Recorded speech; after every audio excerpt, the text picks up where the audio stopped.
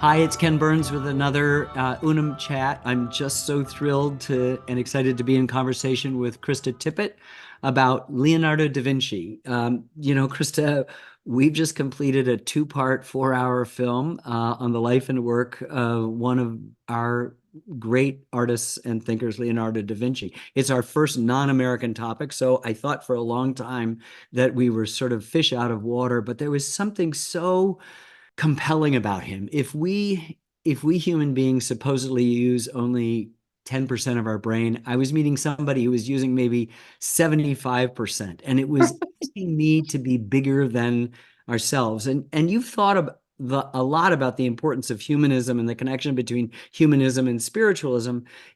This is a moment, the beginning of the Enlightenment, particularly in Florence, in art, where we're still centering God in a way. The paintings that he's painting are the Annunciation, or the Adoration, or the Last Supper, all of the things we do. But we're now beginning to also say that there's a human dimension. So he's curious of Mary, knowing that she is through all time supposed to birth the Son of God who will die.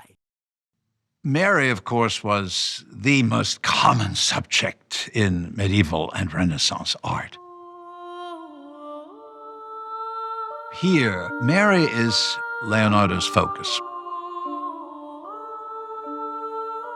Mary's right hand, which is on the back of John the Baptist, is very tense. The fingers are pressing into John's back, but the thumb is over his shoulder, and what she's doing is holding him back. Mary, in the popular theology that Leonardo and everyone at the time knew, already understood her son must one day die, and here he shows her preventing the prophet of her own son's future death from drawing near to Christ. Christ, the child at her left, accepts this future death. Indeed, he's turning to John the Baptist and he's blessing him. She's lowering her left hand toward his head, but her hand can never reach her child's head because there's a figure, an angel, kneeling behind her son, and the angel is pointing toward John the Baptist. Mary, as human mother, knows her son must die, but cannot accept that. And so God sends his angel to prevent Mary's instinctive, natural, maternal instinct from avoiding the future passion. It is absolutely the most complex Madonna image of the entire Renaissance. Its complexity lies in a probing effort to understand a deep mystery, which is how, in a woman prepared from all eternity to bear the Son of God, humanity still fully expresses itself.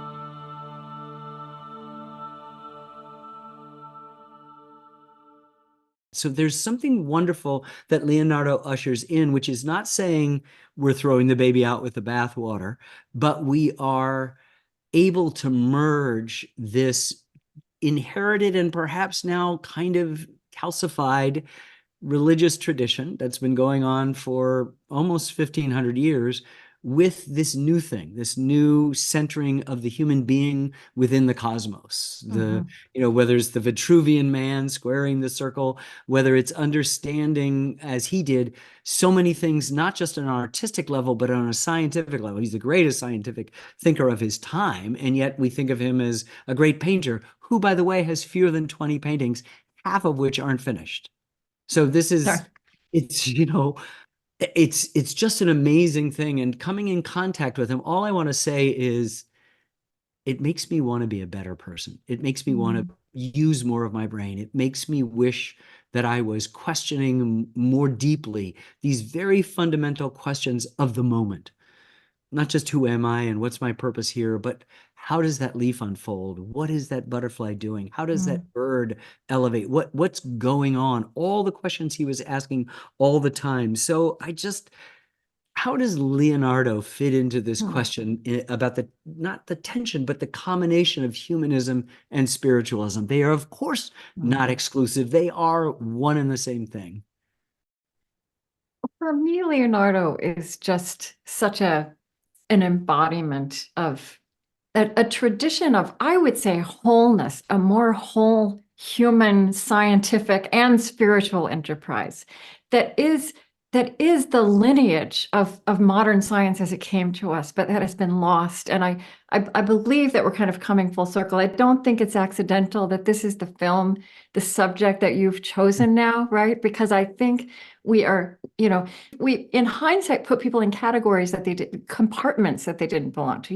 Goethe, who we think of as a writer, believed he would be remembered as a person who studied color and light. He believed he would be remembered for his science.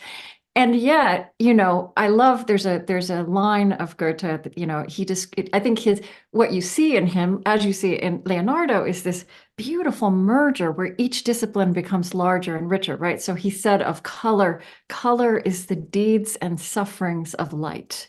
So speaking a scientific truth, which we now can talk about in very serious scientific language, in poetic words, which bring it home to us to our human bodies in a different way, right?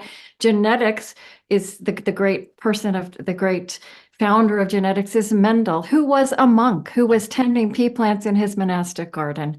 I mean, Isaac Newton is writing expositions on the New Testament while he's enlightening us about gravity. Leonardo is just an embodiment of a huge piece of our story that is so thrilling to recover. I'd even, the word scientist was coined to be a corollary to the word artist. It was only coined in 1834.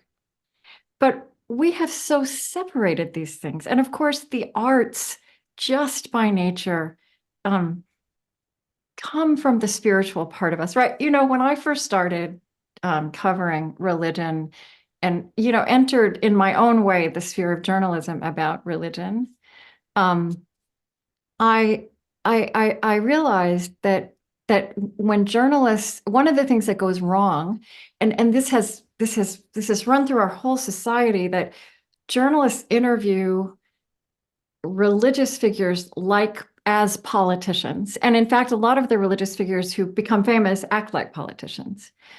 In fact, this part of us is creative.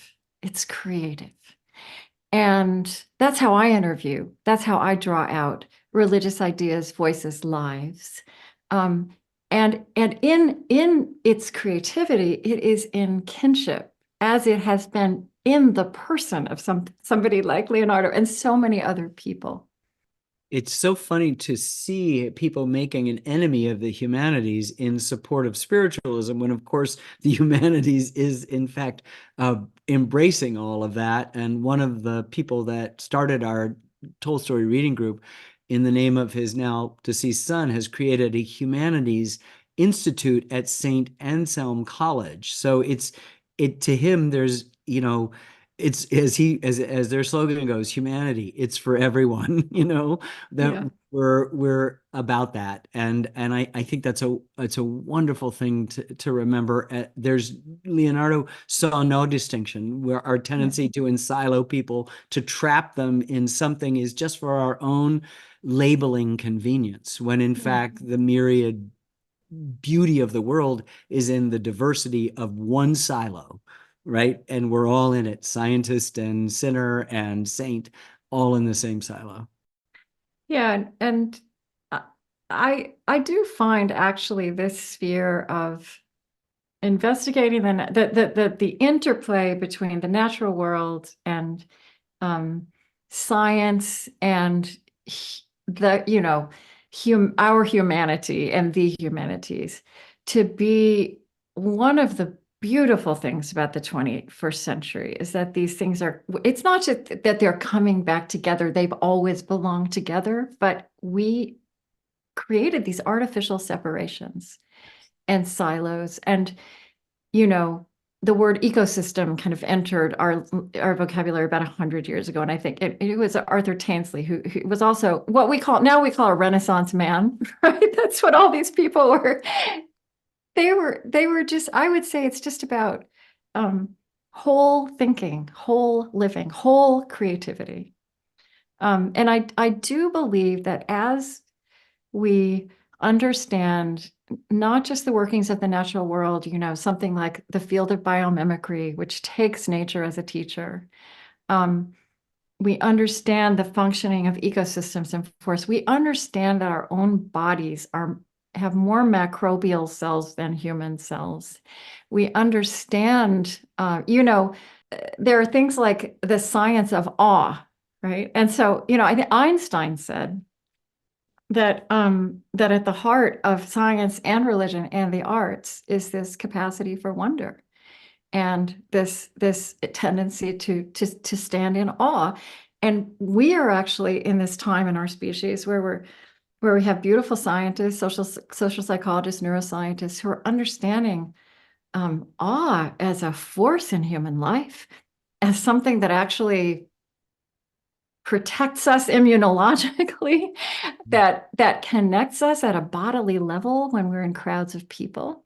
Von Humboldt, another one of these Renaissance people, he was the one who first used that word cosmos in English, his book Cosmos.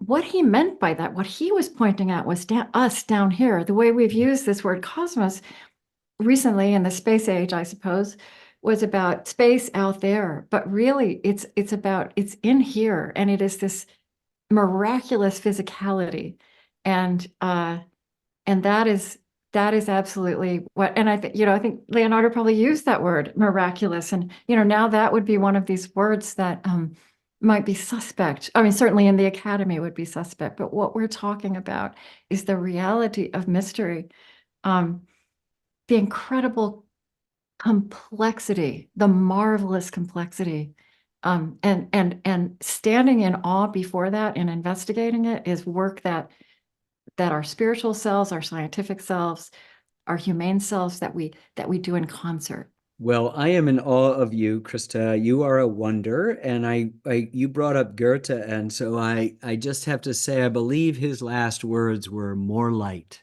You can take it both ways, I right? love that. Something was Yeah. dimming, or he was looking over the horizon and he was seeing it. Maybe he could see that he was going to get to do more studies of light He in would the get to do world more stuff. beyond. That's hearing your talking about that. I've convinced myself that must be what it is. But thank you so much for participating in our UNUM chat. These are such delightful things to discuss. Thank you for doing this work.